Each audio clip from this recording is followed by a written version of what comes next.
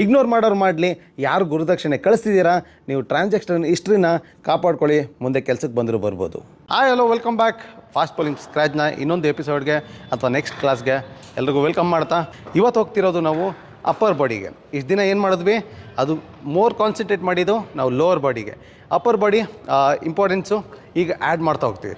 In case ನೀವೇನಾದರೂ ಸರಿಯಾಗಿ practice ಮಾಡಿಲ್ಲ ಅಂದರೆ ಸೊ ನಿಮಗೆ ಗೊತ್ತಾಗುತ್ತೆ ಇದರಲ್ಲಿ ಎಷ್ಟು ಕಷ್ಟ ಆಗುತ್ತೆ ಕೋರ್ಡಿನೇಷನ್ ಮಾಡೋದು. ಹಾಗೆ ನೀವು ಪ್ರಾಕ್ಟೀಸ್ ಚೆನ್ನಾಗಿ ಮಾಡಿದರೆ ಅಷ್ಟು ಈಸಿ ಆಗ್ತಾ ಹೋಗುತ್ತೆ. ಸೊ ಇವಾಗ ಅಪ್ಪರ್ ಬಾಡಿ ಆ್ಯಡ್ ಮಾಡ್ತಾಯಿದ್ವಿ. ಸೊ ಫಸ್ಟ್ ಕ್ಲಾಸಲ್ಲಿ ಏನು ಕಲ್ತೀವಿ, ನಮ್ಮ right side of the body right hand ಬೌಲರ್ಗೆ, ಲೆಫ್ಟ್ ಹ್ಯಾಂಡರ್ ಬೌಲರ್ಗೆ ಆದರೆ left side of the body ಆಗುತ್ತೆ ಅದು. ಸೊ ಅದೇ ರೀತಿ ಈಗ ರೈಟ್ ಸೈಡ್ ಆಫ್ ದ ಬಾಡಿಲಿ ನಾವು ಬ್ಯಾಕ್ ಫುಟ್ ಲ್ಯಾಂಡಿಂಗ್ ಹೇಗಿರಬೇಕು, ಬೌಲಿಂಗ್ ಸ್ಟೈಲ್ ಏನು, ಹಾಗೆ ಫಾಸ್ಟ್ ಬೌಲಿಂಗ್ ಮೆಕ್ಯಾನಿಸಮ್ ಏನು, ನ್ಯಾಚುರಲ್ ಬಾಡಿ ಮೂಮೆಂಟ್ಸ್ ಏನು, ಅದನ್ನೆಲ್ಲ ಕವರ್ ಮಾಡಿದ್ದೀವಿ. ಸ್ವಲ್ಪ ಲಾಂಗ್ ಇರ್ಬೋದು ಬಟ್ ಯೂಸ್ಫುಲ್ ಆಗ್ಬೋದು ನಿಮಗೆ. ಇನ್ನು ಸೆಕೆಂಡ್ ಕ್ಲಾಸಲ್ಲಿ ನಾವು ನಮ್ಮ left side of the body alignment, body alignment ಮತ್ತು ಮಿಕ್ಸ್ ಆ್ಯಕ್ಷನ್ ಅಂದ್ರೇನು, ಸೆಮಿ ಸೈಡ್ ಆನ್ಗೆ ಹೇಗಿರಬೇಕು, ಸೈಡ್ ಆನ್ಗೆ ಹೇಗಿರಬೇಕು, ಫ್ರಂಟ್ ಆನ್ಗೆ ಹೇಗಿರಬೇಕು, ಅದನ್ನೆಲ್ಲ ಇನ್ ಡೀಟೇಲ್ ಆಗಿ ಕಲ್ತಿದ್ದೀವಿ. ಥರ್ಡ್ ಸ್ಟೆಪ್ಪಲ್ಲಿ ಏನು ಕಲ್ತ್ವಿ, ನಾವು ಸೈಡ್ ಆನ್ ಇದ್ದರು, ಫ್ರಂಟ್ ಆನ್ ಇದ್ದರು ಅಥವಾ ಸೆಮಿ ಸೈಡ್ ಆನ್ ಇದ್ದರು, ನಾವು ಬಾಲ್ ರಿಲೀಸ್ ಮಾಡ್ಬೇಕಾದ್ರೆ ನಾವು ಫ್ರಂಟ್ ಆನ್ ಆಗಿರ್ತೀವಿ, ಅದಕ್ಕೆ ಬೇಕಾಗಿರೋಂಥ ಪ್ರೀಟರ್ನ ಕಲ್ತ್ವಿ. ಪ್ರೀಟರ್ನ್ ಏನಕ್ಕೆ ಅಷ್ಟೊಂದು ಇಂಪಾರ್ಟೆಂಟ್ ಆಗುತ್ತೆ ಅಂತ ನಿಮಗೆ ಹೋಗ್ತಾ ಗೊತ್ತಾಗುತ್ತೆ ಅದು. ಸೊ ಮೇ ಬಿ ನಾವು ಬೌಲಿಂಗ್ ಆರ್ಮ್ ಸ್ಪೀಡ್ಗೆ ಬಂದಾಗ ಅದು ನಿಮಗೆ ಕ್ಲಿಯರಾಗಿ ಗೊತ್ತಾಗುತ್ತೆ ಯಾಕೆ ಅಷ್ಟೊಂದು ಡಿಫ್ರೆನ್ಸ್ ಆಗುತ್ತೆ ಅನ್ನೋದು. ಹಾಗೆ ಫೋರ್ತ್ ಕ್ಲಾಸಲ್ಲಿ ನಮ್ಮ ಫ್ರಂಟ್ ಫುಟ್ ಲ್ಯಾಂಡಿಂಗು ಮತ್ತು ಎಷ್ಟು ಡಿಸ್ಟೆನ್ಸ್ ಇರಬೇಕು, ಫ್ರಂಟ್ ಫುಟ್ ಸ್ಟ್ರೈಟ್ ಅಥವಾ ಸ್ಟ್ರಾಂಗ್ ಇರೋದು ಎಷ್ಟು ಇಂಪಾರ್ಟೆಂಟು ಅಂತ ತಿಳ್ಕೊಂಡ್ವಿ. 6 ಗಂಟೆ ಆಯಿತು, ಆನ್ಲೈನ್ ಕ್ರಿಕೆಟ್ ಕೋಚಿಂಗ್ ಸ್ಟಾರ್ಟ್ ಆಯಿತು. ರೆಡಿನಾ? ನಾವು ಅಪ್ಪರ್ ಬಾಡಿನ ಆ್ಯಡ್ ಮಾಡ್ತಾಯಿದ್ದೀವಿ. ಈಗ ಸ್ವಲ್ಪ ಕಷ್ಟ ಆಗ್ಬೋದು, ಆ್ಯಕ್ಚುಲಿ ಕಷ್ಟ ಏನಾಗಲ್ಲ, ನಾವಿನ್ನು ಬಯೋಮೆಕ್ಯಾನಿಕ್ಸು ಅವೆಲ್ಲ ಟ್ರೈನ್ ಮಾಡ್ತಾ ಇರೋದ್ರಿಂದ ಸ್ಟ್ರೈಟ್ ಅವೇ ಇವತ್ತಿನ ಕ್ಲಾಸ್ಗೆ ಹೋಗ್ಬಿಡೋಣ. ಇವತ್ತಿನ ಕ್ಲಾಸಲ್ಲಿ ಆ್ಯಡ್ ಮಾಡ್ತಿರೋದು ಅಪ್ಪರ್ ಬಾಡಿಲಿ ನಾನ್ ಬೌಲಿಂಗ್ ಆರ್ಮ್. ಎಸ್, ನಿಮ್ಮ left side of the body 99% ಯಾರು ಸ್ಟೇಟ್ ಆಡ್ತಿಲ್ಲ ಅವರು ನಾನ್ ಬೌಲಿಂಗ್ ಆರ್ಮ್ ಅಥವಾ ನಮ್ಮ ಲೆಫ್ಟ್ ಸೈಡ್ ಆಫ್ ದ ಬಾಡಿನ ಕರೆಕ್ಟಾಗಿ ಯೂಸ್ ಮಾಡೋದಲ್ಲ, ಬರೀ ಪೇಯ್ನ್ ಬರ್ಸ್ಕೊಳ್ಳೋದು ತುಂಬ ಕಾಮನ್ನು. ಸೊ ಯಾಕೆ ಅಷ್ಟೊಂದು ಇಂಪಾರ್ಟೆಂಟ್ ನಾನ್ ಬೌಲಿಂಗ್ ಆರ್ಮ್? ಬೌಲಿಂಗ್ ಮಾಡೋದು ರೈಟ್ ಹ್ಯಾಂಡ್ ಅಲ್ತಾನೆ, ಲೆಫ್ಟ್ ಹ್ಯಾಂಡ್ ಏನಕ್ಕೆ?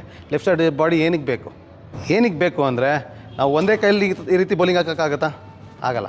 ಯಾಕೆಂದರೆ ನಮ್ಮ left side body right side body ಕರೆಕ್ಟಾಗಿ ಯೂಸ್ ಮಾಡಿಕೊಂಡ್ರೆ ಮಾತ್ರ ನಮಗೆ ಬೆಸ್ಟ್ ರಿಸಲ್ಟ್ ಸಿಗೋದು.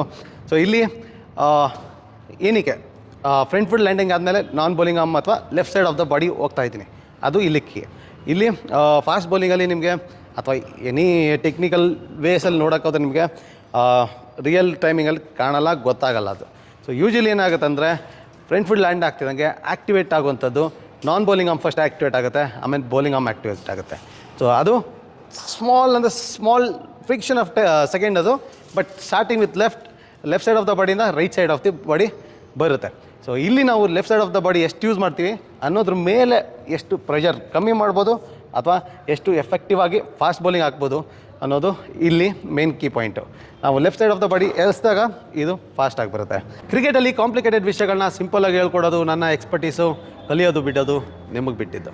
ಇನ್ನು ನಾನ್ ಬೌಲಿಂಗ್ ಆರ್ಮ್ ಹೇಗೆ ಯೂಸ್ ಮಾಡಬೇಕು, ಒಂದು ಫಾಸ್ಟ್ ಬೌಲರು ಇಲ್ಲಿಂದ ಲೋಡಿಂಗಿಂದ side on bowler, semi side on bowler, otherwise fine front on bowler.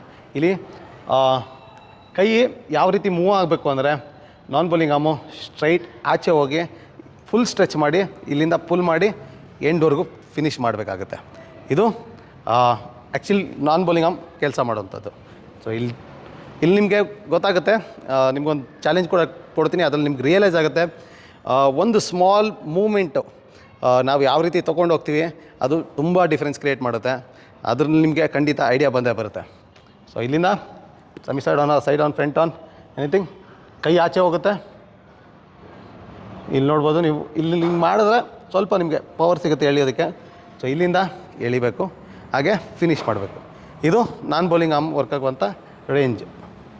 So ಈ ರೀತಿ ವರ್ಕ್ ಆಗುತ್ತೆ, ಈ ರೀತಿ ವರ್ಕ್ ಆಗಬೇಕು. ಈ ರೀತಿ ಯಾಕಾಗಲ್ಲ, ನೀವು ತುಂಬ ಜನ ಕೇಳಿರ್ಬೋದು, ಓಲ್ಡ್ ಸ್ಕೂಲ್ ಆಫ್ ಟ್ರೈನಿಂಗು ಆ ಥರ ಹೇಳ್ಬೋದು, ಅಥವಾ ಮಿಸ್ಟೇಕನ್ನು. ಇಲ್ಲಿ ಈ ಮೂಮೆಂಟು ಫಾಸ್ಟ್ ಬೌಲರ್ಸ್ಗೆ ಅಲ್ಲ, ಇದು ಈ ಮೂಮೆಂಟ್ ಬಂದು ಸ್ಪಿನ್ನರ್ಸ್ಗೆ. ನೀವು ಅಬ್ಸರ್ವ್ ಮಾಡ್ಬೋದು, ಇಲ್ಲಿ ನಾನು ಶೋಲ್ಡರ್ನ ನಾನು ಹಿಂಗೆ ಹೇಳಿದ್ರೆ ಶೋಲ್ಡರ್ ಮೇಲೆ ಹೋಗುತ್ತೆ, ಮುಂದೆ ಬರಬೇಕು, ನಮಗೆ ಫಾಸ್ಟ್ ಬೌಲಿಂಗಲ್ಲಿ ಮುಂದೆ ಬರಬೇಕು. ಸೊ ಸ್ಪಿನ್ನರ್ಸ್ಗಾದರೆ ಇದನ್ನು ಕೆಳಗಡೆ ಎಳಿಬೇಕಾಗುತ್ತೆ, ಇದು ಕೆಳಗಡೆ ಎಳೆದಾಗ ಈ ಶೋಲ್ಡರ್ ಮೇಲೆ ಹೋಗುತ್ತೆ. ಸೊ ಈ ನಮ್ಮ ಬಾಡಿ ಜಾಯಿಂಟ್ ಹಿಂಗಿದೆ ಅಲ್ವಾ, ಸೊ ನಾವು ಹಿಂಗೆ ಹೇಳಿದ್ರೆ ಇದು ಮೇಲೆ ಹೋಗುತ್ತೆ, ಹಾಗೆ ನಮಗೆ ಇದನ್ನು ಹಿಂಗೆ ಹೇಳಿದ್ರೆ ಇದು ಮುಂದೆ ಬರುತ್ತೆ, ಹಾಗೆ ಶೋಲ್ಡರ್ ಕೂಡ ಅದೇ ರೀತಿ ವರ್ಕ್ ಆಗೋದು. ಸೊ ಇಲ್ಲಿ ನಾನು ಕೈನ ಪುಲ್ ಮಾಡಿದ್ರೆ ಶೋಲ್ಡರ್ ಮುಂದೆ ಬರುತ್ತೆ, ಅದೇ ನಾನು ಏನಾದ್ರು ಮೇಲಿಂದ ಕೆಳಗೆ ಹೇಳಿದ್ರೆ ಮೇಲೆ ಹೋಗುತ್ತೆ. ಸೊ ಅದು ಬಾಡಿ ಬಯೋಮೆಕ್ಯಾನಿಕ್ಸು, ಆಯಿತಾ.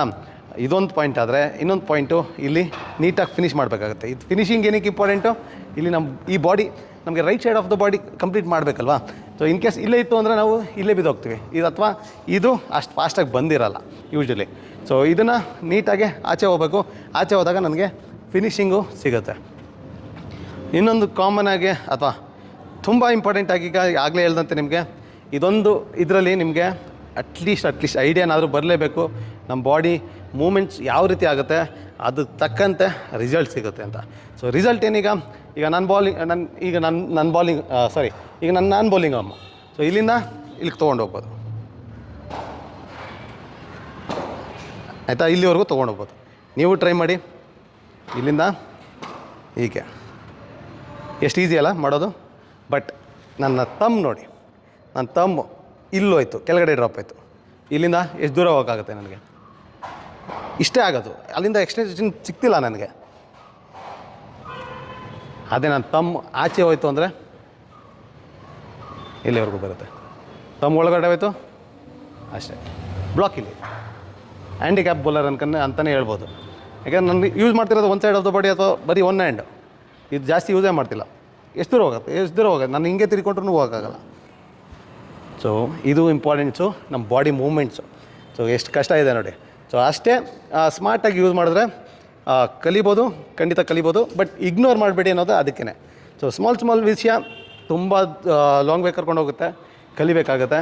ಏನು ಒನ್ ಆಫ್ ದ ರೀಸನ್ ಏನಕ್ಕೆ ಕ್ರಿಕೆಟಲ್ಲಿ ಸಕ್ಸಸ್ ಅಷ್ಟು ಕಷ್ಟ ಅನ್ನೋದಾದರೆ ಪ್ರತಿಯೊಂದಕ್ಕೂ ಇಂಪಾರ್ಟೆನ್ಸ್ ಇರುತ್ತೆ. ತುಂಬ ವಿಷಯಗಳನ್ನ ನೆಗ್ಲೆಕ್ಟ್ ಮಾಡ್ತೀವಿ, ಅಲ್ಲಿ ನಾವು ಸಿಗಾಕೋತೀವಿ. ಸೊ ಕಲೀಲೇಬೇಕಾಗುತ್ತೆ ಪ್ರತಿಯೊಂದನ್ನು. ಸೊ ಎಷ್ಟು ನಾವು ಸ್ಮಾರ್ಟಾಗಿ ಯೋಚನೆ ಮಾಡ್ತೀವಿ, ಎರಡು ಸೈಡ್ ಇದ್ದೇ ಇರುತ್ತೆ ಅಂತ ಹೇಳ್ತೀನಲ್ಲ. Every action as equal and opposite reaction ಅಂತ. ಸೊ ನೀವು ಹೆಂಗೆ ಮಾಡ್ತೀರಾ ಅದು ಆ ಥರ ಡಿಫ್ರೆನ್ಸ್ ಕ್ರಿಯೇಟ್ ಆಗೇ ಆಗುತ್ತೆ. ಸೊ ಇದು ಕೂಡ ಒಂದೊಂದು ಮೇನ್ ಎಕ್ಸ್ಪ್ಲನೇಷನು ನಿಮಗೆ ನಿಮ್ಗೆ ಅರ್ಥ ಮಾಡ್ಸೋಕೆ ಹೋಗ್ತಾ ಇರೋದು. ಸೊ ನಮ್ಮ ಬಾಡೀಲಿ ಮೂಮೆಂಟ್ಸ್ಗಳು ಯಾವ ರೀತಿ ಇರುತ್ತೆ, ಯಾವುದಕ್ಕೆ ಯಾವ್ದು ಹೆಲ್ಪ್ ಆಗುತ್ತೆ ಅಂತ. ಒನ್ ಮೋರ್ ಟೈಮ್ ಟ್ರೈ ಮಾಡಿ. ನೀವು ಟ್ರೈ ಮಾಡಿದ್ರೆ ಗೊತ್ತಾಗುತ್ತೆ. ನೀವು ಬರೀ ನೋಡಿದ್ರೆ ನಿಮಗೆ ಅರ್ಥ ಆಗೋಲ್ಲ. ನಿಮ್ಗೆ ಗೊತ್ತಾಗುತ್ತೆ ಅಷ್ಟೇ ಏನು ಅಂತ. ನಿಮ್ಗೆ ಅರ್ಥ ಆಗಬೇಕು ಅಂದರೆ ನೀವು ಟ್ರೈ ಮಾಡಿದ್ರೇ ಅರ್ಥ ಆಗೋದು. ಸೊ ನನಗೆ ಸ್ಟಾರ್ಟಿಂಗಲ್ಲಿ online cricket coaching program paid launch ಮಾಡಿದೆ. ತುಂಬ ಜನ ಬಂದರು. ತುಂಬ ಜನಕ್ಕೆ ಎಕ್ಸ್ಪ್ಲೈನೇ ಮಾಡೋಕ್ಕಾಗ್ತಿರಲಿಲ್ಲ. ಯಾಕೆಂದರೆ ಅವ್ರಿಗೆ ಅರ್ಥನೇ ಆಗ್ತಿಲ್ಲ. ಹೆಂಗೆ ಹೇಳಿದ್ರು ಆನ್ಲೈನಲ್ಲಿ ಹೆಂಗೆ ಕಲಿಯೋಕ್ಕಾಗುತ್ತೆ. ಹೌದು, ಬರೀ ನೀವು ನೋಡೋದ್ರೆ ಖಂಡಿತ ಕಲಿಯೋಕ್ಕಾಗಲ್ಲ. ತಿಳ್ಕೊಬೋದು ಅಷ್ಟೇ ಏನು ಅಂತ. ಸೊ ಖಂಡಿತ ಫಾಸ್ಟ್ ಬೌಲಿಂಗ್ ಅಥವಾ ಏನೂ ಕಲಿಯೋಕ್ಕಾಗಲ್ಲ.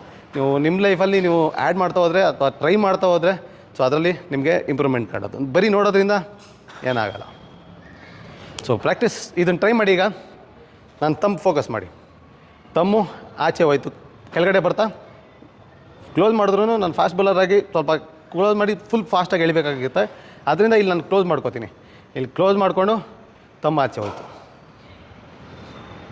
ಫಿನಿಷ್ ಮಾಡ್ಬೋದು. ಹಾಗೆ ತಮ್ಮು ಈ ಕಡೆ ಹೋಯ್ತು, ಡೌನ್ಫಾಲ್ ಆಯಿತು ಅಷ್ಟೇ. ಆ ಮೂಮೆಂಟೇ ಹೋಗಲ್ಲ. ಸೊ ಇಲ್ಲಿಂದ ನನಗೆ ಫಿನಿಷ್ ಮಾಡಿದಾಗ ಇಲ್ಲೋಗುತ್ತೆ. ಹಾಗೆ ಬೌಲಿಂಗ್ ಆರ್ಮ್ ಬಂದಾಗ ಸೊ ಎರಡದು ಯಾವ ಕಾಂಬಿನೇಷನ್ ಹೇಗೆ ವರ್ಕ್ ಆಗುತ್ತೆ ಅಂತ ಗೊತ್ತಾಗುತ್ತೆ. So next step anyway bowling ಆರ್ಮ್ಗೆ ಹೋಗ್ತಿದ್ದೀವಿ. ಸೊ ಅಲ್ಲಿ ನಿಮಗೆ ಡಿಫ್ರೆನ್ಸ್ ಗೊತ್ತಾಗುತ್ತೆ. ಸೊ ಇದು ನಾನ್ ಬೌಲಿಂಗ್ ಆರ್ಮ್ಗೆ ಇರುವಂಥ ಇಂಪಾರ್ಟೆನ್ಸು. ಈಗ ನಾವು ಹೋಗ್ತಿರೋದು ಈಗ ಪ್ರಾಕ್ಟೀಸ್ ಹೇಗೆ ಮಾಡಬೇಕು. ಈಗ ನಾವು ಸಿಂಪಲ್, ಯಾವುದೇ ಕಾರಣಕ್ಕೂ ನೀವು ಒಳ್ಳೆ ಸ್ಟೆಪ್ಗಳನ್ನ ಬಿಡೋಕ್ಕಾಗಲ್ಲ. ಲೈಫ್ ಲಾಂಗ್ ನೀವು ಮಾಡಲೇಬೇಕಾಗುತ್ತೆ as long you are playing cricket. ನೀವು ಎಷ್ಟು ದಿನ ಕ್ರಿಕೆಟ್ ಆಡಬೇಕು ಅಂತ ಇರ್ತೀರಾ ಅಷ್ಟು ಸ್ಟ್ರಾಂಗ್ ಆಗ್ತಾ ಹೋಗಬೇಕಾಗುತ್ತೆ. ಸೊ ಫಸ್ಟೇ ಈಗ ಆ್ಯಡ್ ಮಾಡ್ತಾ ಹೋಗ್ತಿರೋದು ಅಷ್ಟೇ. ಸೊ ನೀವು ಕರೆಕ್ಟಾಗಿ ಪ್ರಾಕ್ಟೀಸ್ ಮಾಡಿದರೆ ಮಾತ್ರ ಇದು ಹೇಳ್ತಿರೋದು. ಫಸ್ಟ್ ಡೇ ಸೆಕೆಂಡ್ ಡೇ ಸ್ವಲ್ಪ ಮಾಡಲಿಲ್ಲ ಎಲ್ಪ್ ಆಗೋಲ್ಲ. ಸೊ ಕಾನ್ಸಂಟ್ರೇಟ್ ಮಾಡಿ. ಈಗಲೂ ಏನು ಕಾಲ ಮಿಂಚಿಲ್ಲ, ನೀವು ಈಗಲೂ ಹೋಗಿ ಮಾಡ್ಬೋದು. ಸೊ ಮನ್ಸು ಮಾಡಬೇಕಷ್ಟೇ ನೀವು. ಸೊ ಈಗ ಆ್ಯಡ್ ಮಾಡ್ತಾ ಹೋಗ್ತಾಯಿದ್ದೀವಿ, ಬ್ರೇಕ್ ಮಾಡ್ತಿಲ್ಲ.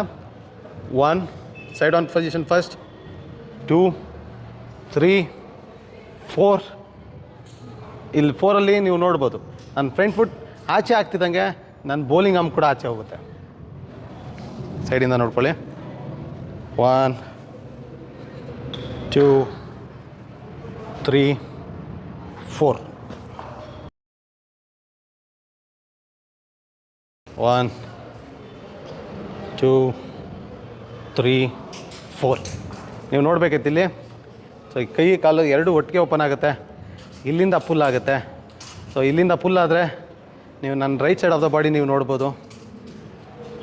ಹಿಪ್ ನೋಡಿ ಮುಂದೆ ಹೋಗುತ್ತೆ. ನಾನು ಇಲ್ಲೇ ಇಟ್ಕೊಂಡು ಹಿಂಗಂದರೆ ನಾನು ಪವರ್ ಆಗ್ತಿಲ್ಲ ಇಲ್ಲಿ. ಸೊ ಇಲ್ಲಿಂದ ಮೂವ್ ಆಗುತ್ತೆ.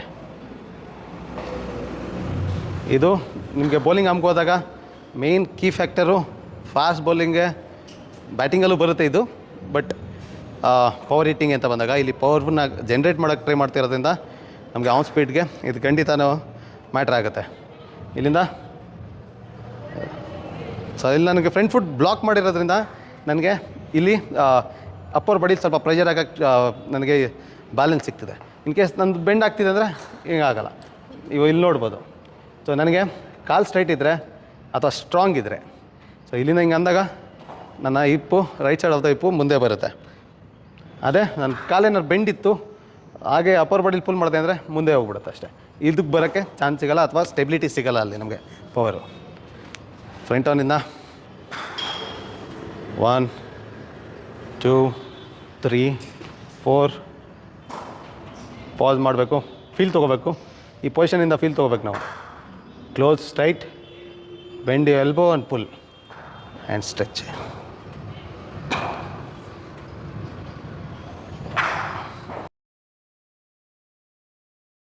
ಇವತ್ತು ನಾವು ಕಾನ್ಸಂಟ್ರೇಟ್ ಮಾಡ್ತಿರೋದು ಅಥವಾ ಚಾಲೆಂಜ್ ಮಾಡ್ತಿರೋದು ಕೂಡ ಇದನ್ನೇ. ಸೊ ಚಾಲೆಂಜ್ ಏನಾಗುತ್ತೆ ಇವತ್ತು, 1 2 3 4 ಈ ಪೊಸಿಷನಿಂದ ನಾನು right side of the body ಬಿಟ್ಬಿಟ್ಟಿದ್ದೀನಿ ಇಲ್ಲಿ. ಸೊ ರೈಟ್ ಬೌಲಿಂಗ್ ಆರ್ಮ್ಗೆ ಇನ್ನೂ ಹೋಗಿಲ್ಲ ನಾನು.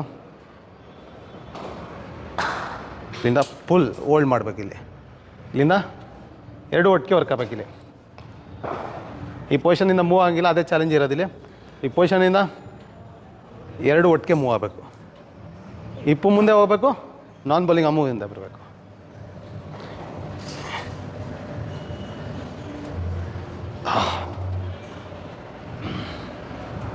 ಕಾಲು ಬೆಂಡ್ ಮಾಡಿದೆ, ಕಷ್ಟಾಗ್ತಿದೆ ಬಟ್ ಪರವಾಗಿಲ್ಲ.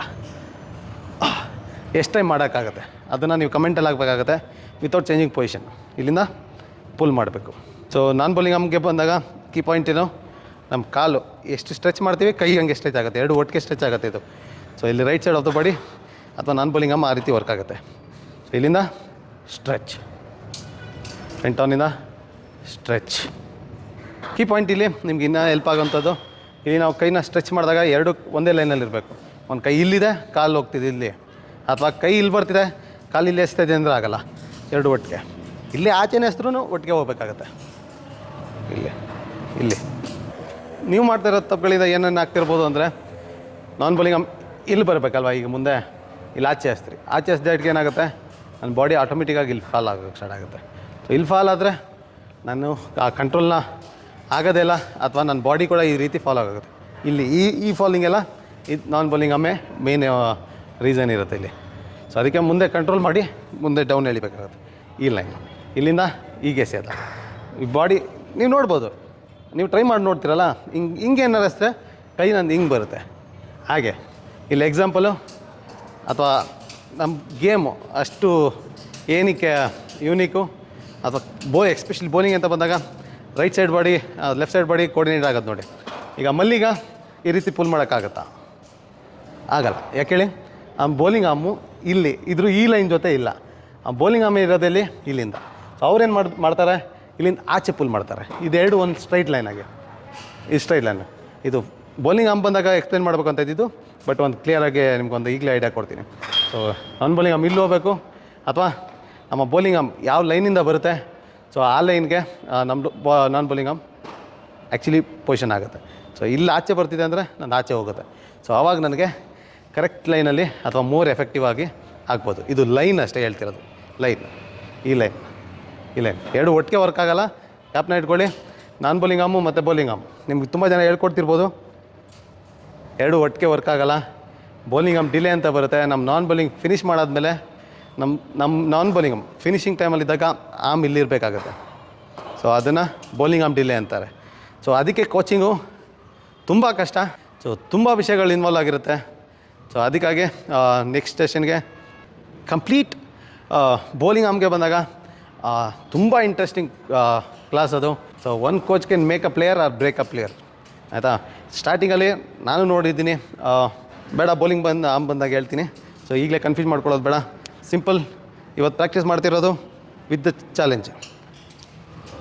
ಫ್ರಂಟ್ ಆನ್ ಇರೋರು 1 2 3 ಥ್ರೋ. ಫಸ್ಟ್ ಟೈಮ್ ಬಂದಿರೋರಿಗೆ ಇದು ಗ್ಯಾಪ್ನ ಇರಲಿ.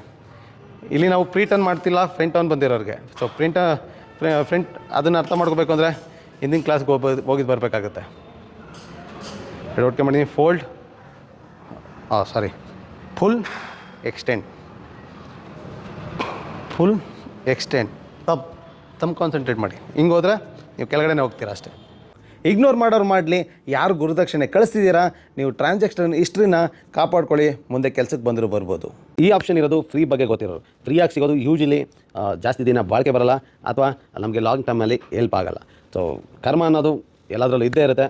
ಸೊ ಪ್ರತಿಯೊಂದು ವೀಡಿಯೋದಲ್ಲಿ ಏನು ಕಲಿತೀರಾ ಈಗ ಸೀರೀಸಲ್ಲಿ, ಸೊ ನಿಮ್ಮ ಕೈಲಾದಷ್ಟು ಎಷ್ಟಾಗುತ್ತೆ, 10 ರೂಪಾಯಿ ಆಗುತ್ತಾ, 20 ರೂಪಾಯಿ ಆಗುತ್ತಾ, 100 ರೂಪಾಯಿ ಆಗುತ್ತಾ, ದೇವರು 1000 ಕೊಟ್ಟಿದ್ರೆ ಖಂಡಿತ ಕೊಡಿ, ಬೇಡ ಅಂತ ಖಂಡಿತ ಹೇಳಲ್ಲ. ನಿಮ್ಮ ಕೈಲಾದಷ್ಟನ್ನ ನೀವು ಖಂಡಿತ ನೀಡ್ಬೋದು. ಇಲ್ಲಿ ಕೊಟ್ಟಿರೋಂಥ ಸ್ಕ್ಯಾನರ್ಗೆ ಅಥವಾ 8310683252 ನಂಬರ್ಗೆ. ಕಮ್ಮಿ ಸೈಡ್ ಆನ್ 1 2 3 4. ಸ್ಟೆಬಿಲಿಟಿ ಕರೆಕ್ಟಾಗಿ ಸೆಂಟ್ರಿಗೆ ತೊಗೊಬನ್ನಿ. 5 6. So good luck. ನೆಕ್ಸ್ಟ್ ಕ್ಲಾಸಲ್ಲಿ ಬೌಲಿಂಗ್ ತುಂಬ ಇಂಪಾರ್ಟೆಂಟ್ ಫೇಸ್ಗೆ ಹೋಗ್ತಾಯಿದ್ದೀವಿ, ಅಥವಾ ತುಂಬ ಏನಂತಾರೆ ಮಿಸ್ಟೇಕನ್ಸ್. ಆ ಕಿವಿಗೆ ಟಚ್ ಮಾಡಿ ಡ್ರಿಲ್ಲು ದಯವಿಟ್ಟು ನಿಲ್ಲಿಸಿ. ಅದರಿಂದ ಏನಾಗಲ್ಲ, ಅದರಿಂದ ತೊಂದರೆ ಆಗುತ್ತೆ. ಸೊ ಆ ಬೌಲಿಂಗ್ ಬಂದಾಗ ನೆಕ್ಸ್ಟ್ ಕ್ಲಾಸಲ್ಲಿ ನಿಮಗೆ ತಿಳಿಸ್ಕೊಡ್ತೀನಿ. Good luck, all the best, ಸೇಫಾಗಿ ಆಡಿ. ನೀವು ಇಗ್ನೋರ್ ಮಾಡಿದ್ರು ನಾನು ಕೊಟ್ಟಂಥ ಕಮಿಟ್ಮೆಂಟ್ನ ನಾನು ಇಗ್ನೋರ್ ಮಾಡೋದಿಲ್ಲ. 0ಇಂದ ಬ್ಯಾಟಿಂಗ್, ಬೌಲಿಂಗ್, ಹಾಗೆ 0ಇಂದ ಇಂಡಿಯಾ ಆಡೋವರೆಗೂ ಯಾವ್ಯಾವ ಸ್ಟೆಪ್ಗಳಿದೆ ಅದ್ರ ಬಗ್ಗೆ ಎಲ್ಲ ಒಂದು ವೀಡಿಯೋ ಸೀರೀಸ್ನ ಕೊಡ್ತೀನಿ ಅಂತ ಹೇಳಿದೆ. ಅದನ್ನು ಕಂಪ್ಲೀಟ್ ಮಾಡೇ ಮಾಡ್ತೀನಿ.